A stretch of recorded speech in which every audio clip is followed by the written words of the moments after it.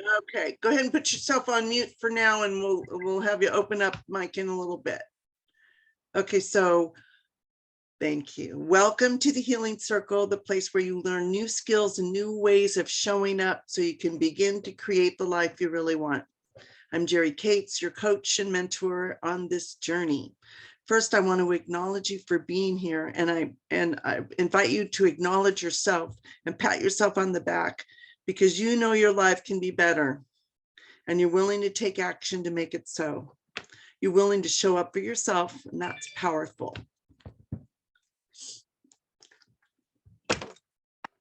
So a big yes, right? A big yes. Your experience here deserves your full attention. So right now, I invite you to make sure you're somewhere where you won't be disturbed. If you must get up and move around, please turn your camera off so it'll be less distractive. And thank you for doing that, Lisa. For the time being, leave yourself on mute, and you'll have the opportunity to speak. And I'll instruct you when that's okay and when we're ready. Make sure you're sitting up and ready to roll up your sleeves and do some powerful personal growth work together. I want to invite you into an opening and centering meditation. This is where we take the time to shift from ordinary awareness to extraordinary awareness. I suspect you've been there for others. Now is the time to be here for yourself. Time to calm the chaos.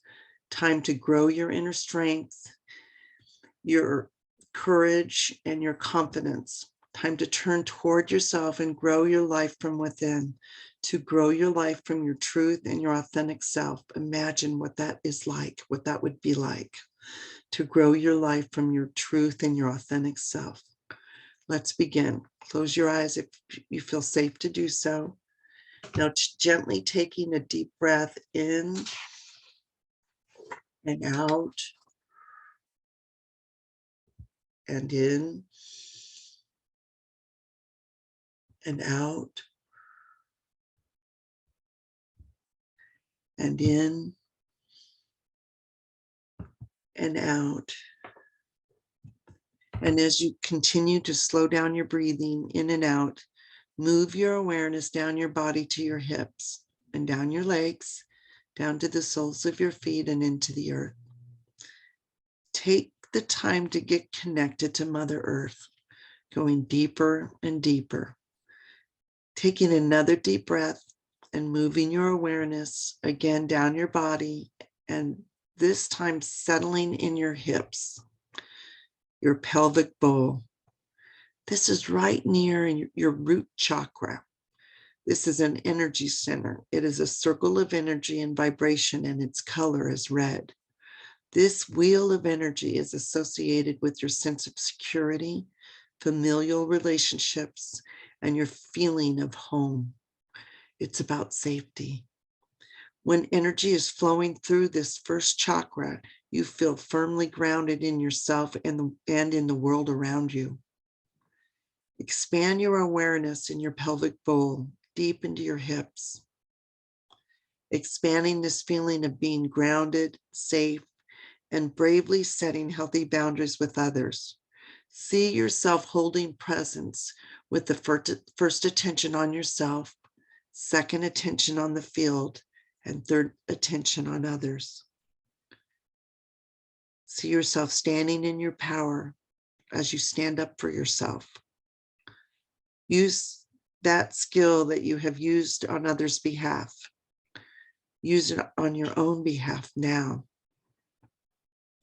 And with each breath, letting go of any thoughts, letting go of any feelings, allowing your full awareness to drop even deeper and wider, expanding outwards to the edges of your body, expanding and feeling so much openness and curiosity, moving your awareness out as you step into this golden ring of luminant light, a golden ring of power. Invite your wise adult self into the circle of golden light. Go to the place in your life where you feel most confident and competent and the most powerful. Begin to sense and feel this adult part of you becoming stronger and stronger. Go to a time when the adult part of you acted wisely on your own behalf. Feel this adult part of you getting stronger and stronger each and every day. And as this part of you gets stronger, you find a deep sense of internal security like never before. This is the new and very positive feeling to know that there is a strong and healthy adult within you that is always there to take charge of things. You have a deep sense of internal security like never before. Get in touch with how good this feels to have this adult present to make wise choices, your wise adult self.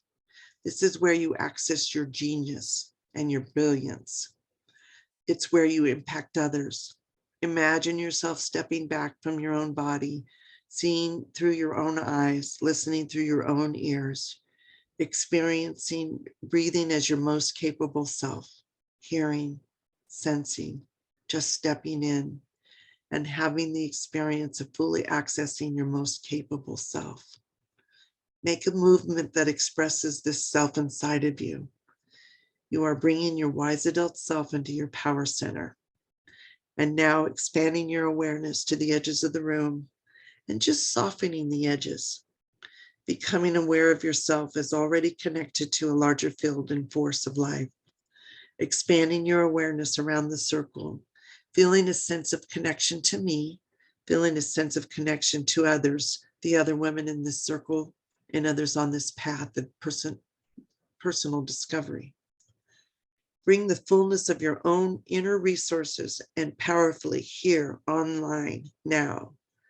Tonight, let this radiant, wise adult self be filled with openness, wonder, wisdom, curiosity, and presence as we explore the possibilities in setting healthy boundaries. And we say yes, and so it is, and so it shall be. All right. Okay. So just tapping into shared agreements and, just kind of listen to them. Close your eyes if you want and just kind of listen to them. And I know you've heard them before, but the idea is to take those pieces and apply them to your life, right? So how you show up here, somebody I shared this with once said, when I read them to her, she said, that's a big step up. It sounded like some work. And I go, yeah, that's right. It's a big step up and it's going to take some work, but look where it brings you. Look where it gets you. So number one, I commit to zero negativity and to being 100% responsible for my experience and well-being. I commit to not going into any raw and deeply unhealed territory or emotionally charged issues. So I want to invite you to reach out to me if you got something going on. Okay. This isn't the place for that. We're here to up level. Okay. Number two, I agree to take full responsibility for my own experience and relate to myself as the source of my experience at all times. I am the cause of my experience, right? My effort will focus on responding rather than reacting to whatever is happening in this space and in your life. Take that into your life. I agree that everything that is happening in my life and here is an opportunity to grow my ability to show up more powerfully in life. Yes. Number three, I commit to sharing power and possibility to elevate the energy. Yes. Number four, I commit to celebrate, mirror, and amplify the brilliance and power of the other members in the group. We know what that is, to amplify, to mirror, and to celebrate. And so the invitation is to bring this into your life. Right? I commit to be generative, abundant.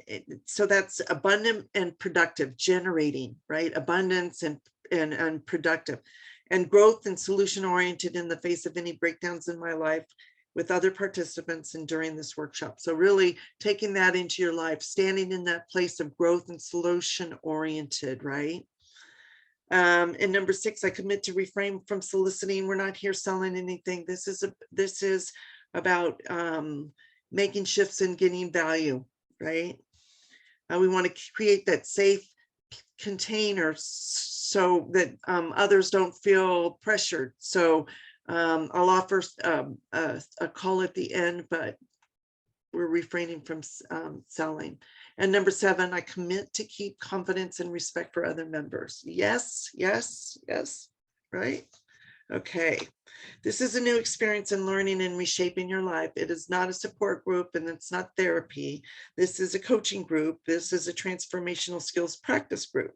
We heal the past by gaining new perspective and learning new skills that we can immediately apply in our life. We also heal by taking 100% responsibility for our own life. So my intention is that you learn new tools and new ways of being so that you will in turn, it will in turn help you release fear and doubt as you step into confidence, peace of mind, and joy, right? That's what I'm about. That's what I want for you.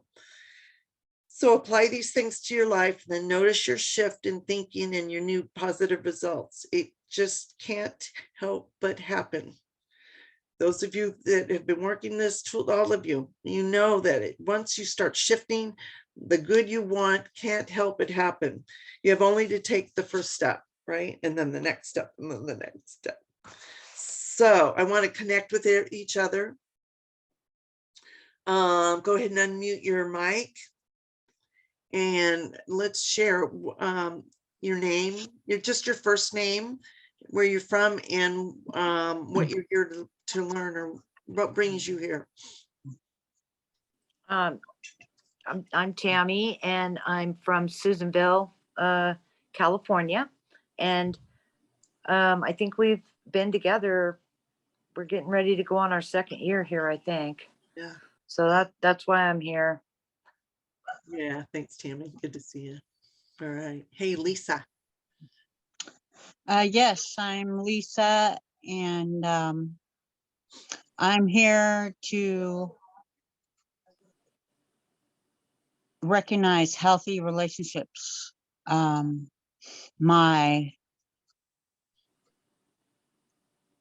past is over, done and over, and I'm ready to start new, and I need to know what to look for.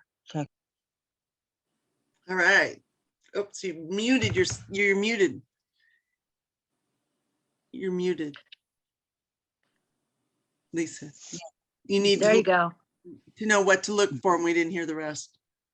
Oh, just for the success to the end of my life, you know, to be a gift to others, and the few that I have that love and care for me, you know, give them the best I got. Yeah. And Aquila, welcome. Hey guys, I am here to learn from the amazing things that Jerry has to share with us about life skills and how we can become better human beings for ourselves and others. And I just always enjoy being here. So thank you. Good to see you. All right. Okay, so healthy boundaries. Let's see, I had some questions to kind of get you thinking. Maybe they didn't print. All right. So when you think, so I'm just going to kind of wing it, and then I'm going to get into the meat of it. So who's ever experienced feeling like somebody is just walking all over you? Right? Yeah. Okay. And then noticed how sick that makes you feel inside. Or maybe there's somebody in your family that is always putting you down. You know, passive aggressive, just, you know, and then the holidays come, and you, instead of getting excited about being around family, you're dreading it. You're dreading to go to this person's house, you know, and then you fight maybe yourself and think, oh, you know, it's family, I need to go. You know, we tell ourselves all these reasons. The thing is, well, close your eyes for a second. I want you to think about the first time. Think about the last time somebody crossed your boundary and how that made you feel. Notice in where you're in your body, you feel that. And then breathe into it. Now go back to one of the first times you ever felt that way. Because it has a lot to do with now. Notice what's happening. Notice who's around. Notice the situation that's playing out. Notice how you're feeling. And notice the age you are. How old is this feeling?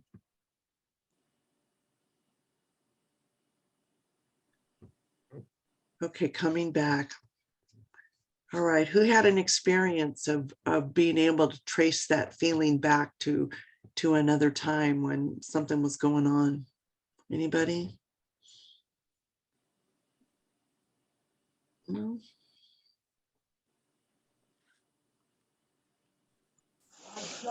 Lisa, Uh-huh. I've been carrying that from early childhood to still till now. My mother was critical, so she kind of set the standard Mhm. until I was old enough to know that it was not helping me any. You Mhm. know, probably around, you know, 8, 9, I guess 8, 9, 10. I guess that's when you start really thinking about things a little deeper. And not that I was not important, I was important, but my, I guess my physical appearance or whatever, you know, I was a chunky girl. So that was always like the beginning of easy conversation, Mm. you know. And so I'm very aware when people even acknowledge that anything about my looks, I like, ooh, straighten up, you know, like that. And it gives me that anxiety in my chest, you know, judgment. And what it would do to me. I'm a thinker, and so for me, it's not always the positive, and that's why I'm here to learn. So how's that affecting your boundaries when you have this old feeling that you're hypersensitive about? I'm just naming it. I hope I'm getting it. That you're hypersensitive about your people talking about your appearance even now. How, Mhm. you know, how's that affect you setting healthy boundaries? With my boundaries, I don't I let um I don't want to say like kind of not worthless, but you know, people that are just like shady. You know, it's like, oh, well, you know, this person is the best I can get because I'm no good for better. You know, Okay, that's a I, you know, I don't, if someone wants money, I'm afraid to say no. I don't have it, but I'll find a way. My, yeah, so that my gates are flooded open because I'm thankful for the experience that they're meeting me, but then, oh, was that a good choice or not? You know, not thinking about down the road what it might lead up to. So let's see, let's just take a step back here and look at this. What you're unpacking there is that this goes back to a time, you know, long ago. And it does affect how you treat people or how you allow people in, and having no boundaries then where you were trampled on now looks like it's still lack of boundaries, right? Because you were trampled Mhm. on before, and then here, you know, you're just used to being treated that way, so you continue the behavior. Does that sound about right? Okay, but Yeah, we're I'm learning. afraid to use my words because I like, for one, I'm not used to doing it, and I don't want to hurt anybody, and I don't want to argue with anybody. Right. So I need to know what. Somewhere in there, and here's the thing about healthy boundaries, somewhere in there, you got to matter more than everything else. Hmm. Right? And it goes back to that, your child's on the plane with you and the stewardess tells you to take the oxygen first and then give it to your child, otherwise you won't be there. So it's like really important to find that part of you that you can build a foundation on, that you value, that matters. And really, because that's how you protect yourself. You have a value in yourself, right? But we'll talk about some stuff. Yeah, that was really powerful though. Thank you for share. Thank you. Mhm. Yeah. Tammy. Well, I got my boundaries were crossed at a really young age because my life has not been my own since 1964 when Tommy got hurt. Mhm. And as you know, my parents kind of got freaked out and left each other, and then basically we just didn't have parents for the longest time. So I've raised my brother, and it's been 60 years. Mhm. You and I talked about this the other day. I allowed my boundaries to be crossed because my mother was explosive and vindictive and vile at times, extremely abusive and neglectful.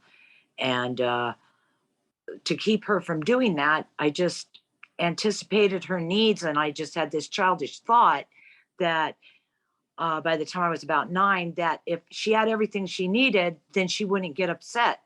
And that childish thought has continued to this day, even though she's been dead for 3 years. And so I put up with a lot of abusive crap over my lifetime and took on responsibilities that were not my own, Mhm. and formed my life around others, my family who couldn't take care of themselves. I had to do it. Mhm. And so I think my boundaries have all been crossed, but I remember that when he came home and suddenly I was alone with him and he was having seizures, and I'm only, 7 years old. It was frightening, Mhm. and um, we have problems today. He wants his mom back. He'd normally get tired of me and go there for a few days, and then he'd get tired of her and he'd come back again. And he kind of went back and forth. There is no back and forth. We're the last ones standing. Mhm. We lost 5 people during COVID. I mean, it's not funny, but it's real. So I think the biggest boundary is that somehow my childhood never happened. Yeah. I was just an adult from day one, wondering what the hell was wrong with the older people that were around me that couldn't take care of 2 really nice, well-behaved kids. We had to do it ourselves. So I think that's probably raw and wounded stuff, and I'm sorry, but that's what I thought of. So what was the message that you got from your childhood that you made true about you now or as an adult? You know what I'm talking about? Yes, I do, because nobody ever said that I was smart, that I was sweet natured, that I was responsible. Nobody ever said, she's going to go far in life. We should do college for her. She's a special person. None of that. All I ever heard was, she sure does take care of her mom and her brother. And I lived right up to that because I thought for the longest time it was the only really good thing about me, because that's what I got complimented on all the time. Wow. And then when I got old enough to leave home and they weren't my responsibility for a period of time, because my grandpa was doing it then and I was off trying to live my life, I realized that, and I'm in my 60s now, but I was a very attractive young person. It took me a long time to realize that I had brains, that I was could be responsible in other ways besides just taking care of them. And I'm still dealing with those issues now. I have a tendency to placate everybody because I don't want them to come off on me. I want my peace. But you don't get peace that way, Jerry. Mhm. Right. What you get is more abuse. And so, I'm still struggling with that. And that's, why I'm here Mm. for sure. Thanks, Tammy. Thank you. You're welcome, hon. Lisa, let's see, no, Aquila, we did Lisa. Yeah. You guys moved on my screen. Well, I definitely feel like we have all found this deep spot in our lives that we're able to recognize, which I feel like it was a lot harder when I first started getting together with you, Jerry, because I felt like I didn't know where to start. And but I feel like I think that mine it's uh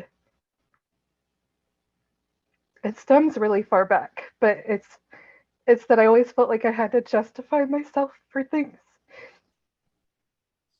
So I don't know exactly how far back, but mhm. it was like I was the black sheep and I was never good enough. And I always felt like I had to justify myself for any action I took. And I'm realizing that I, you know, it was just the hurt. It Mhm. was the hurt. And I still justify myself today. And people are like, you don't have to do that. And it's nice to hear because, you Mhm. know, it's deep. So a healthy boundary for you might be you practicing not justifying yourself, right? Yeah. Right? Hmm. As hard as it is, not to discount the how hard it is, because it's counterintuitive. It feels totally opposite of anything that you know. I can't say that feels comfortable because sometimes these behaviors don't feel comfortable either, but we know that one, so we stick to it. But yeah, Yeah. yeah. But I felt that as soon as you guys, as soon as the girls were talking, I'm like, oh my gosh, like I am right there with you guys in a different way, you know.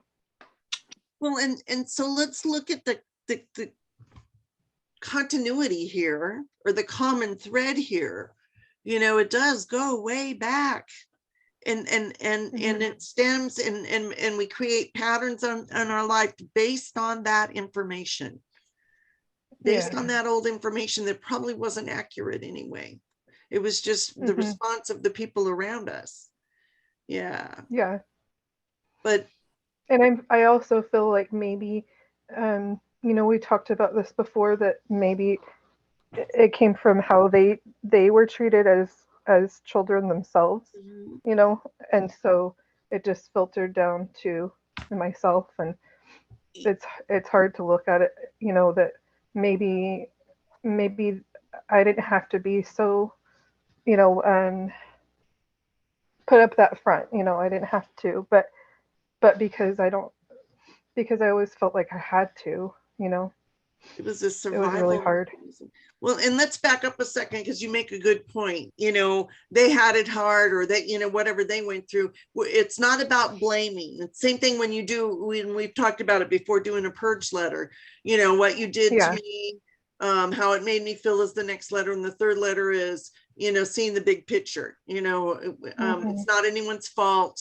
You know, they may have been treated badly, whatever, because we can't do anything about that anyway. But understanding it makes it a lot easier. It's one less thing we got to worry about. We don't have to worry about how mean they were to us. We, you know, Yeah. because somebody was probably mean to them, and that might have been all they knew. You know, not making excuses. I'm just saying, you know, that Hmm. takes that huge thing off our plate, so we don't have to deal with that. We get to deal with the wounds of it, the Hmm. patterns of it, and that's what we're here to Yeah. do tonight. So was that helpful, ladies, going back to where did this start? Right? Because it Hmm. is a somatic thing. It's something in your body, that sickness you feel. That it's like when somebody gets really negative, I start to feel sick. You know, and I kind of think that those of us that have had a lot of emotional stuff, we're probably a bit empathic too. We have sometimes too much empathy for others because we're feeling their feelings so much. We're losing touch with ourselves, right? Hmm. Isn't that something?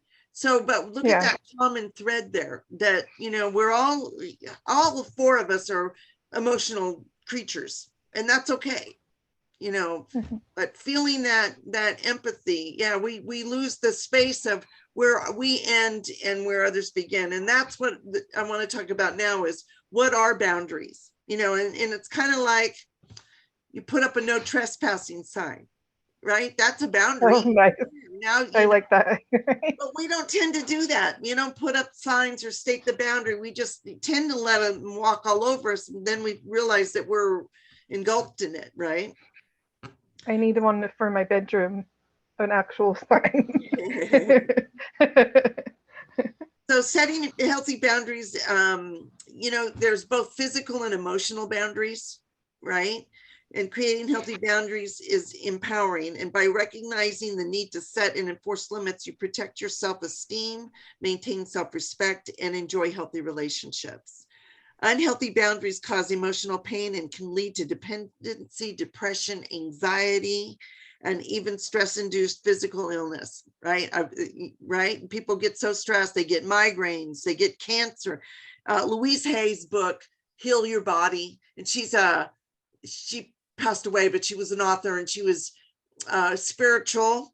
And she had I'm looking at the book. Okay, so the disease, the thought process that creates it, and the affirmation to turn it around in that book. And the part about cancer is eating away at the self-condemnation. Does that make sense? Right? Wow.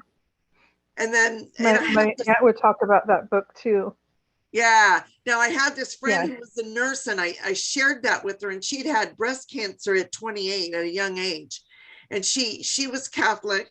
So I didn't think, you know, this kind of metaphysical, I wasn't sure, but it resonated with her. She said, self-condemnation, eating away at the self. Yeah, I've been doing that, you know, so those carry through.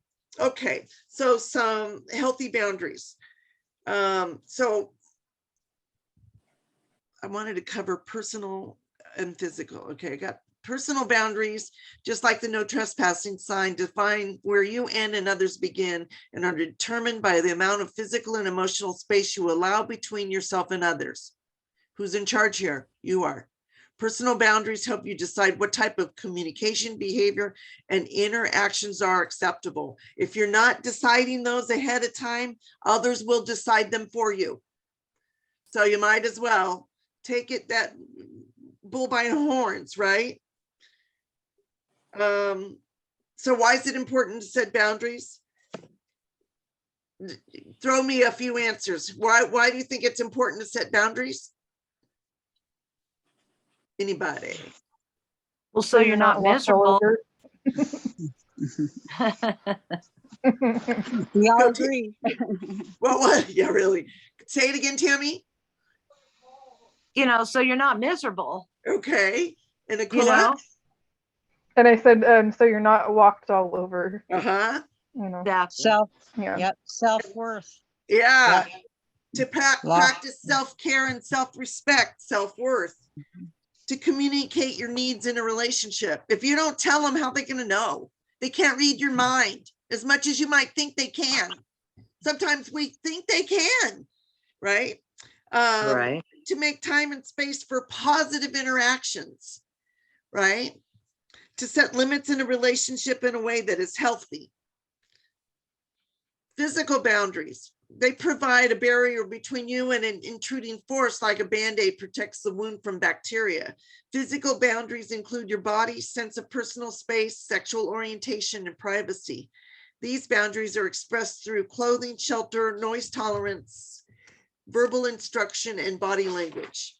An example of a physical boundary violation would be a close talker, somebody who comes up and is in your space, and your immediate reaction is to step back, and in order to reset that personal space. And by doing this, you send a nonverbal message that when this person stands too close, you feel an invasion of your personal space. Some people don't get it though, right? You know, you got to say, They get it right up on you. yeah, I'm a little uncomfortable. Can you back up? Not, you know, and you notice I didn't say, you're so close, you're spitting all over me. Some people would say that, so it really is all about, you be kind, when you're setting that boundary. There's a lot of ways you can say it. If the person continues to move closely, you might verbally protect your boundary by telling them to stop and that they're crowding you, kind of like what I just said. Okay, examples of physical boundaries are inappropriate touching, such as unwanted sexual advances, looking through others' personal files, emails, or their phone, not allowing others personal space, such as barging into your boss's office without knocking.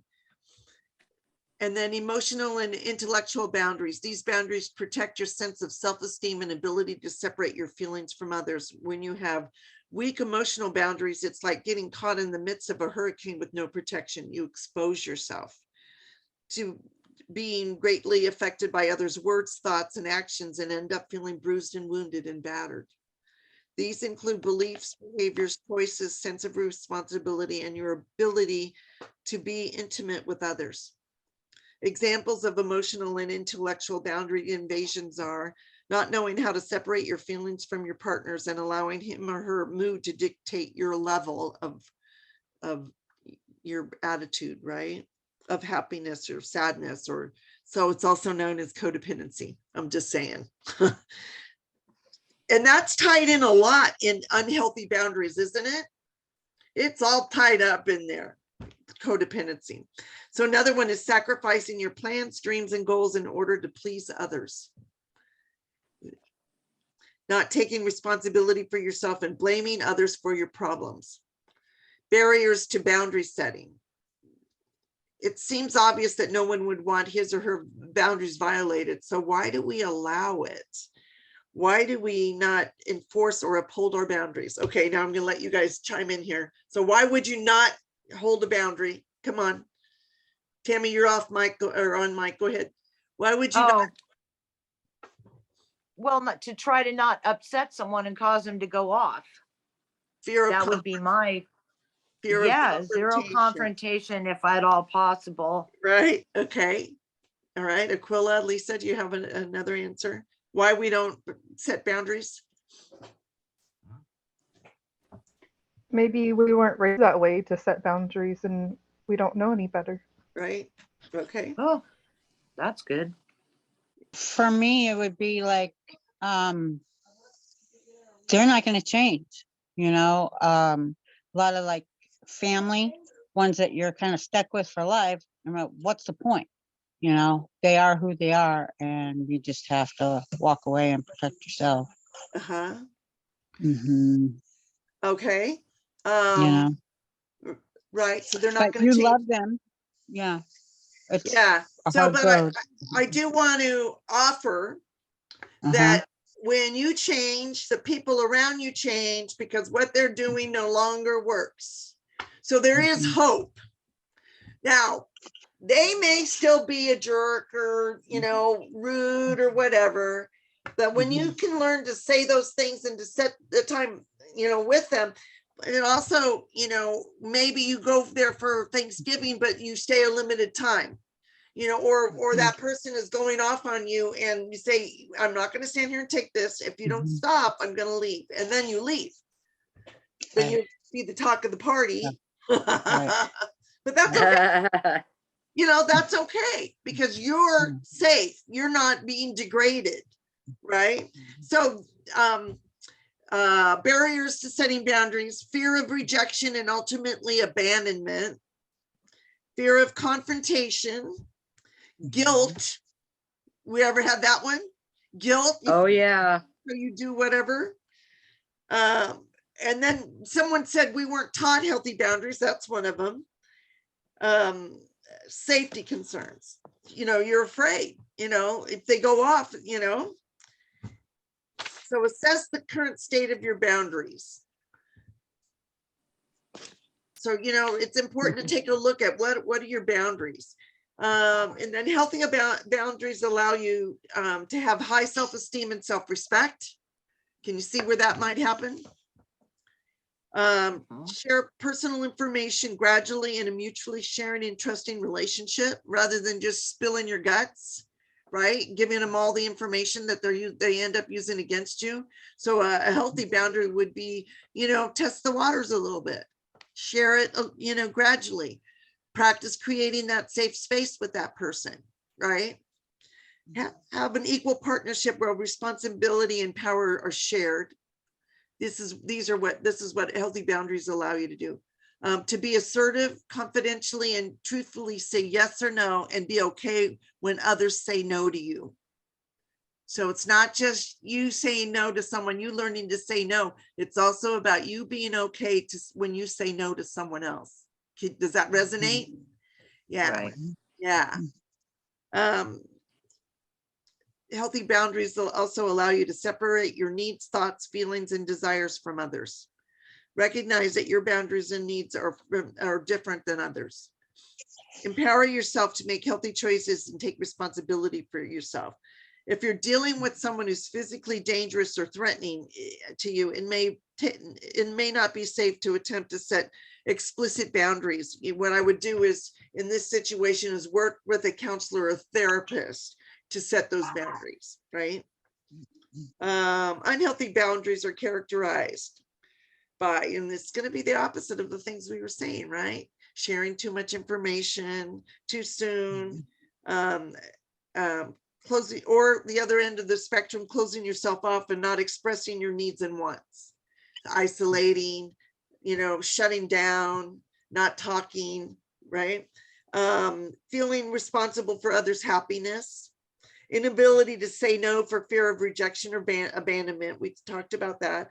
Weak sense of your own identity. You base how you feel about yourself on how others treat you. That is not a healthy boundary, right? No. Disempowerment. You allow others to make decisions for you. Consequently, you feel powerless and do not take responsibility for your own life. So maybe I'm not setting, I'm not good at saying no, or maybe I have this pushy mother that has always been making decisions for me, and now I'm in my adult life and she's still making decisions for me, right? Because I'm letting her, because I don't have a sense of my own self-worth and my self-esteem, because that line has been blurred.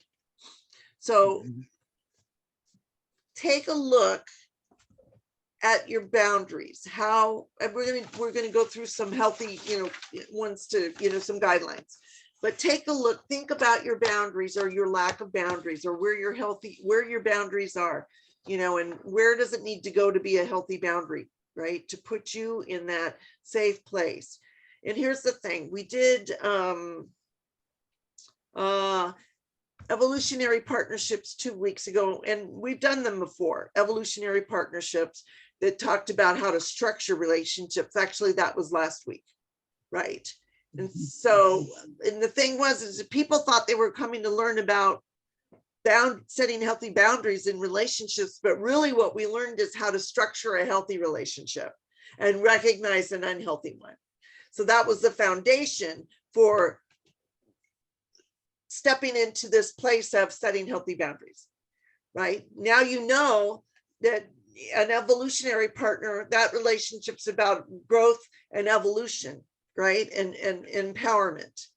So really having healthy boundaries has a lot to do with who you spend your time with, right? And learning to say no thank you to the poison. Remember that story I told you about Mary Kay? That director said, if your friend gives you a cup of tea with poison in it, that cup of tea is going to kill you, because that cup of tea don't know it was your friend that gave it to you. So learn to say no thank you to the poison.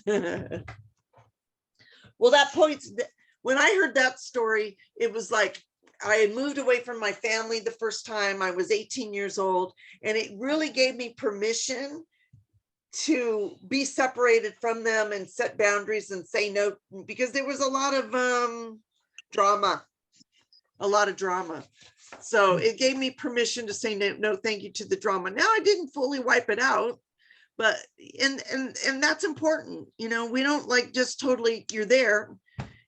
We have to work at this. It took us a long time to get how we are, to have the habits that we have, They don't change overnight, but it's the awareness and wanting to do something better and learning new skills and practicing new skills. I mean, sometimes I think I did that to you, Tammy, where I said you had someone you needed to have a conversation with, and it felt a little confrontational, or that there was energy there. You had actually, what it was is you needed to set your boundary, right? And going into it, so we practiced it a little. I said, what are you going to say to this person? So what my point is create a space or somewhere where you can go and practice it, or practice it with yourself. But if you start to develop those friendships, that you can have that evolutionary partnership, that's a safe place to be. That is a safe place to be. Okay. Did you have something? You good? Everybody good? Okay, so this is by Lori O'Mara, 9 Ways to Set Boundaries with Difficult Family Members. So, sometimes the people who it's hardest to set boundaries with they're the closest to us, right? They're a family member or a relative. There might be family members that routinely cross the line, and they're really unaware. Many people will play the role of the people pleaser in their families, but if there are members in the family that are being difficult and that are cutting into your happiness, it's time to set boundaries for those difficult family members. Here's 9 ways. Number 1, understand that your needs are important. Your needs are important. Often people will avoid building boundaries because they're afraid about hurting other people, despite the fact that the other person does not appear to grant them the same courtesy. That's typical. This is especially true of difficult family members, but it's important to keep in mind that your needs are just as important as that person's needs. This is a kind of manipulation to make you feel as though you can't set up boundaries because their needs are more important than yours. So understand that your needs are important. Number 2, seek out people who value you. I was just kind of alluding to this when I said about creating evolutionary partnerships, creating those kinds of connections. If there are members in your family that don't genuinely value you, seek out the ones that do, or find someone outside of the family that does, that can help you with this. Find people outside of your circle. Your friend group is a good place to start. You're bound to have at least one friend that can help you start to build boundaries that you need. Number 3 is to be firm but kind. And you don't have to give them a bunch of excuses. In fact, it's better that you don't. You just come right clear to it and say, I'm really uncomfortable with you doing that. I need you to stop, period. Not, you do this all the time, or I've worked all day and I'm really tired, or whatever it is that you want to convince them with, that they need to stop doing that. No, you just tell them point blank, I'm uncomfortable with this and I need you to stop. Okay. And that's really different than, reacting. You always, because a lot of times if they're clamoring at us, we react and say things that we wish we didn't say, that we say things that are not productive. We're reacting, that old pattern's coming up. So that's when you got to take a breath and be kind and direct. Okay. Jerry, what was, Let me say something real quick too. Sure. Go ahead. Yeah, Nicola. go ahead. I just was wondering what the second one was. I was trying to write them down on my Oh, seek phone. out people who value you. Okay. Go ahead, Thank Lisa. you. Yeah. I've been like the runaway bride. Instead of like speaking what I don't, it's like, too much, I'm the flight person, I'd rather not fight. I'd rather flight. So, it's like you said, building that muscle. It's like a brand new thing every time I have to think about it. It's like, why do I have to stand up for myself? Shouldn't they automatically, care for me, respect me? Why do I have to prove myself? That it gets me. what's the cost of us not setting up healthy boundaries? That's a question. What's it going to cost you Mhm. in 6 months? You know, where will you be in this situation? Will you still be in the same place? So really, if there's a cost involved Mhm. in not setting up healthy boundaries. Yeah, Yeah. that's like, I'm so happy to see Aquila and any kind of young women that come in here, because when I was their age, I thought that that stuff didn't affect me, you know, that it didn't hurt, you know, down deep, and I've carried it, you know, 45 years, and it kills you, you know, like you're saying, the lady with the cancer and stuff. I didn't realize how bad it messes with you physically and mentally, you know, for long term. Well, just think So about that's any that was pretty time. cool. Sorry, just think about any time when you got upset because of something someone did or said, how you felt it in your body, Mhm. right? Yeah, Holding in, that yeah, that knee jerk, it's real. It yeah. really hurt. I I almost died at the age of 23, Mm. and it was because of a bleeding ulcer. And it was all stress.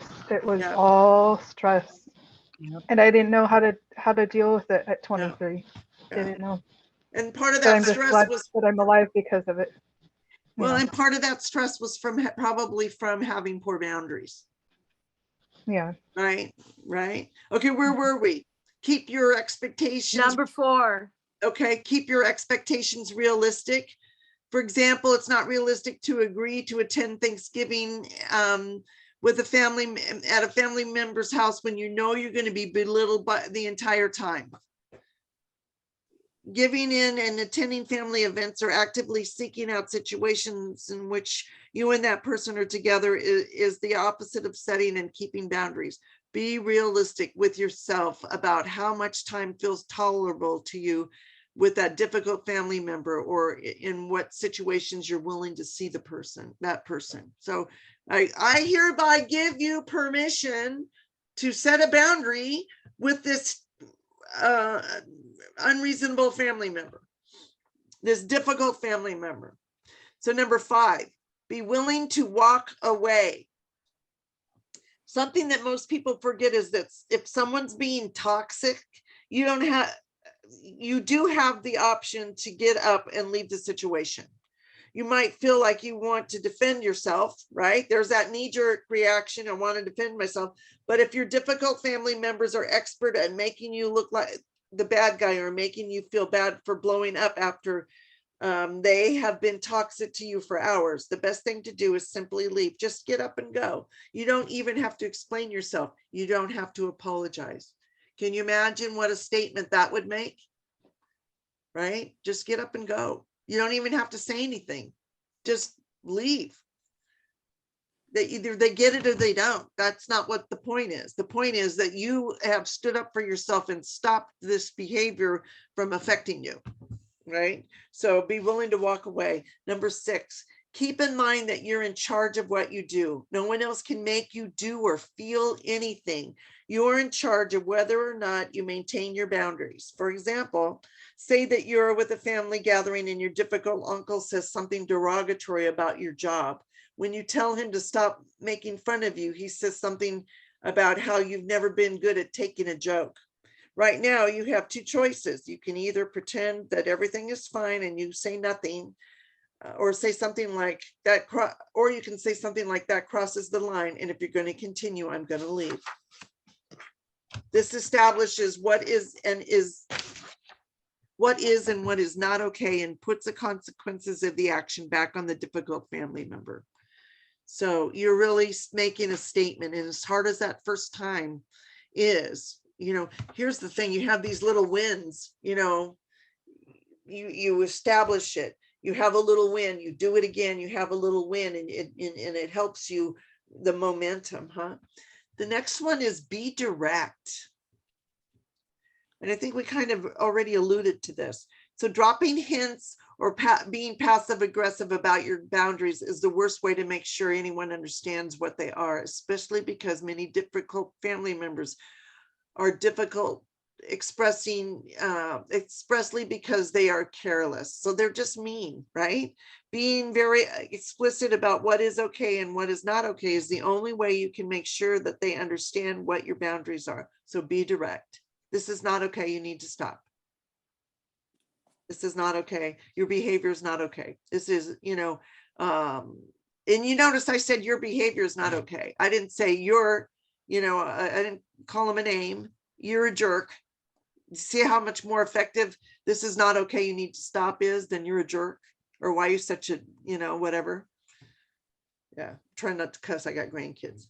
I was gonna, and then I was gonna, and then I decided not to, That and pointing fingers, because then they turn around and go, well, you're saying, talking about, you're trying to tell me what to do, then why does I bother you by telling you what to do, Yeah. Yeah. So eliminate the you and speak in the I or whatever. Well, However. yes, right. Speaking, I this, well, yeah, eliminate the you. The behavior that bothers me is when you. Now that's a little bit different than you do this and you do that. I'm identifying a behavior, right? Yeah. That was 7, be 8. direct.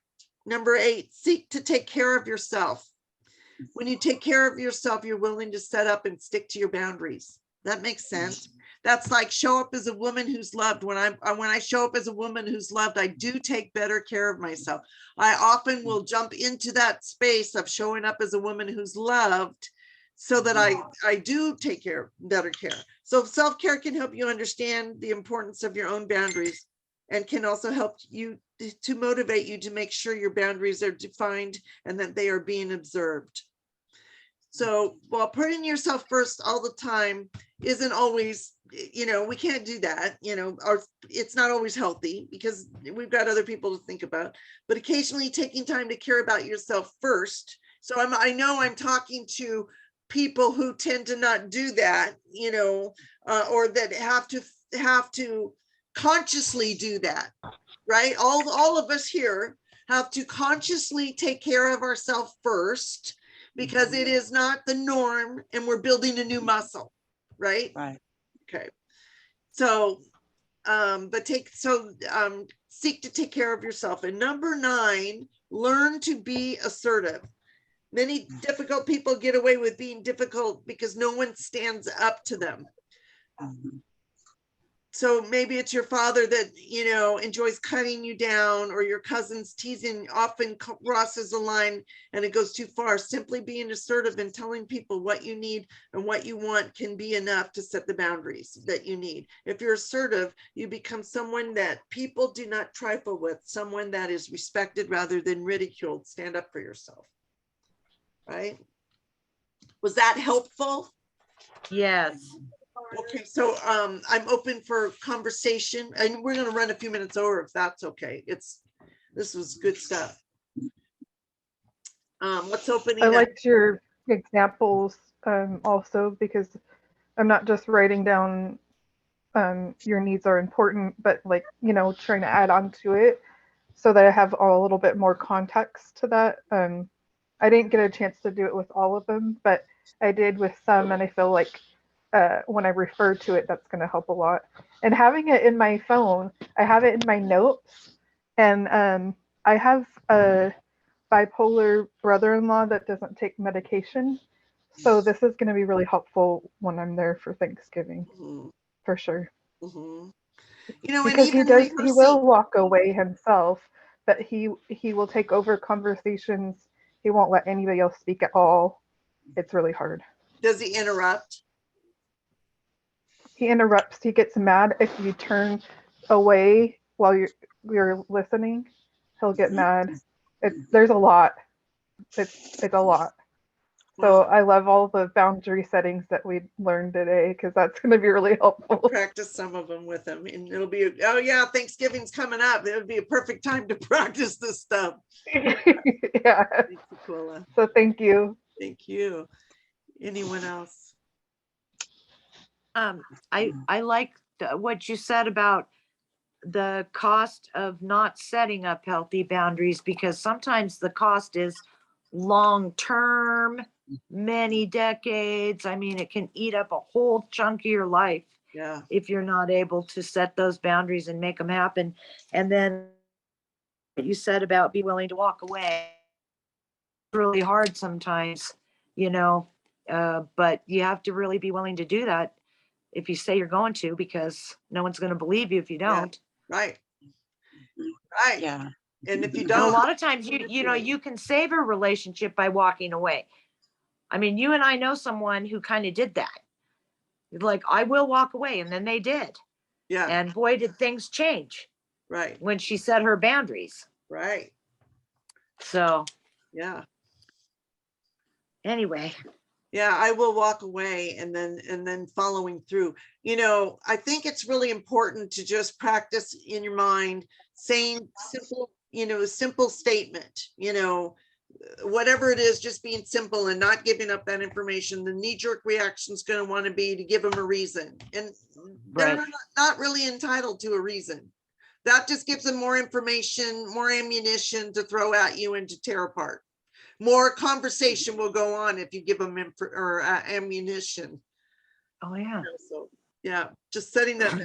And for those of us, which is probably all of us, who have PTSD, if we're having triggering behaviors from someone that we're associating with, we need to let them know that they're triggering us or walk away. Right. Because you know, we've already been abused to the point where we have PTSD to begin with. Right. You know, we don't need to be hurt anymore and pile more of that on. And what Aquila said, I just need to make another comment here. I'm 65 now. I've been doing this a really long time. You know, I've got bleeding ulcers. I've got high blood pressure. I chain smoke cigarettes. You know, I'm prime candidate with all the stress that I'm under to have, continue having stress related diseases like, anxiety, where I have to take medication, intense fear, panic attacks. We can't allow anyone to continue to abuse us to the point where we're dead, Well, and that's part of what got us in this condition in the first place is that, Right.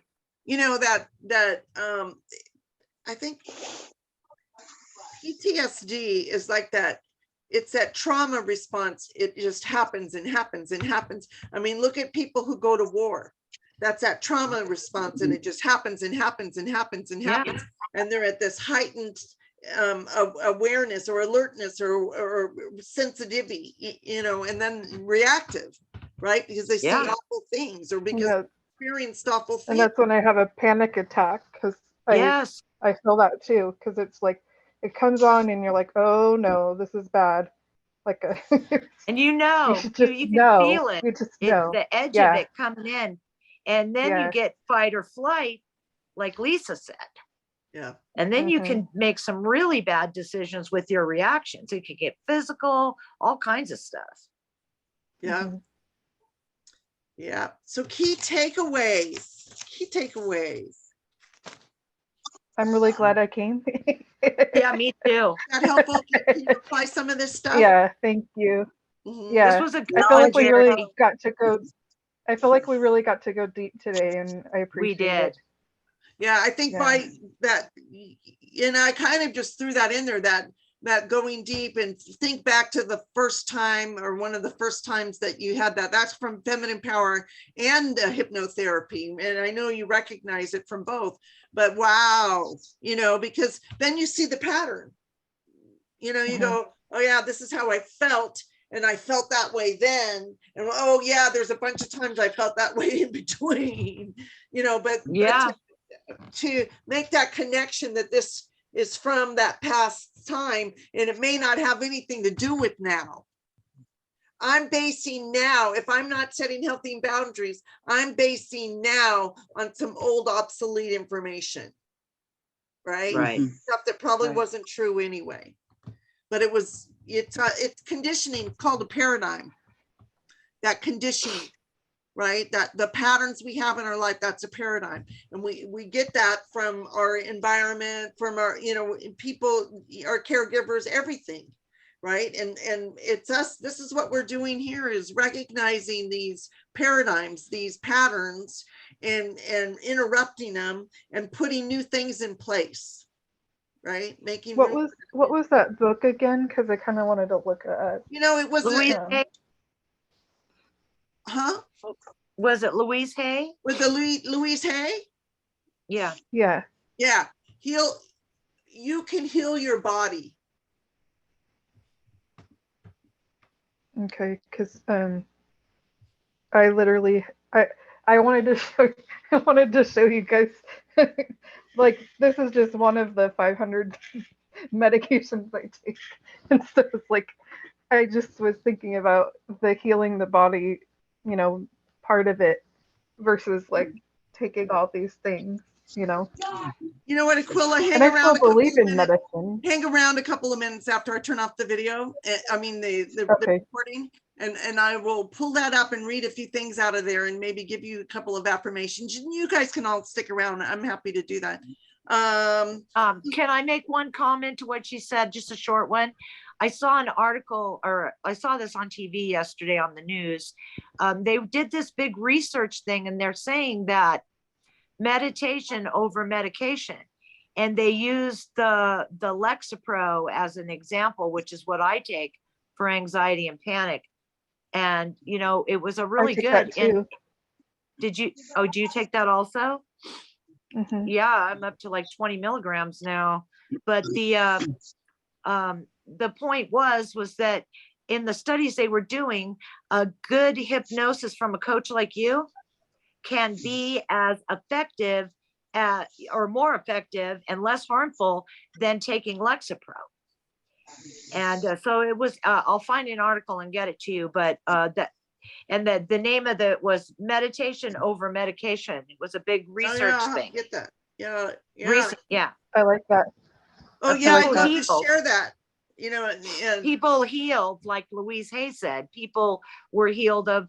They were able to get off of, certain medications and heal their stomachs, and it's just from, what did they say, mindfulness, and being able to sit down and meditate and get yourself, situated, along with making healthy boundaries. So I'm so glad, because you are onto something. They're doing research on it. And it works. We know it does.